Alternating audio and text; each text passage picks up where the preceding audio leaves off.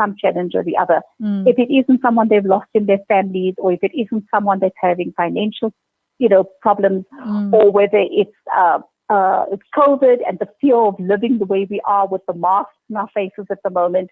So there is not a single human being at the moment that is not going through some challenge or the definitely. other. I so agree with you. And exactly. And even as families, if there is one way you connect as a family, is when you go out in nature like this. Yeah.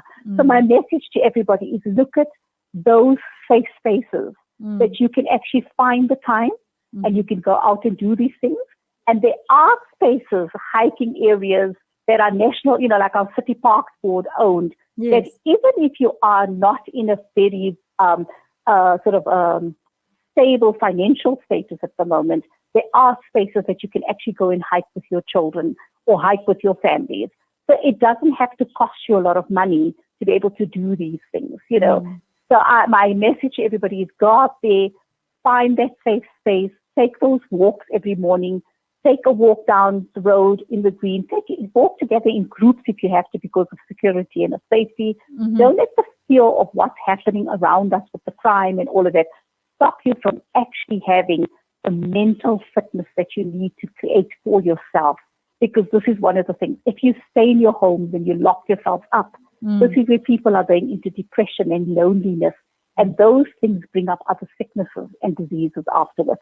So one is being challenged with COVID, but then also being able to challenge yourself to find the right space to do the right things, to make sure that you get through this with a really, really strong mindset at the end of the day. Thank you. You couldn't have said that better. And, as you were saying, I think everyone experiencing the challenges that you face, we want to make dua that it gets better for you, and you always have that resilience and that strength, and that is why we always tap back into you to get some form of inspiration. And we're hoping that you get inspired by this conversation that we have this afternoon, to be able to entice yourself to see the amount of beautiful things that you've achieved already, and knowing that you have that strength and that resilience to be able to pull through and achieve once again. So we wish you nothing but the best going forward in the future. And thank you once again for having me on your show. I always love being on the show. It's always so positive. There's always such amazing, obviously, I listen to most of your programs, and there's always something positive that we take back from there as well. So just well done to you as well, and thank you for having me on your show once again.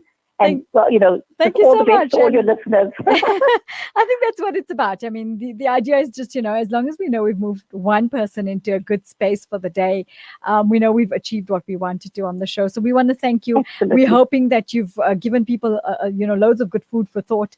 And knowing the type of inspirational person you are, you definitely will be hearing from me real soon. So you take care of yourself and stay safe. And we wish you all the best, my dear. Okay, remember to your dua. Okay. Ameen. Assalamu alaikum. Wa alaikum assalam. That was Sister Mooniba Bhyat giving us some great inspiration about the Otter's Trail, like what it means for you as far as connection is concerned towards nature, changing, I think, your mental type of state from the situations that we're in right now, and turning it into a space that means a lot, where you can ask yourself, where do you want to head to? But it giving you a very different focus in life. I think it's definitely needed.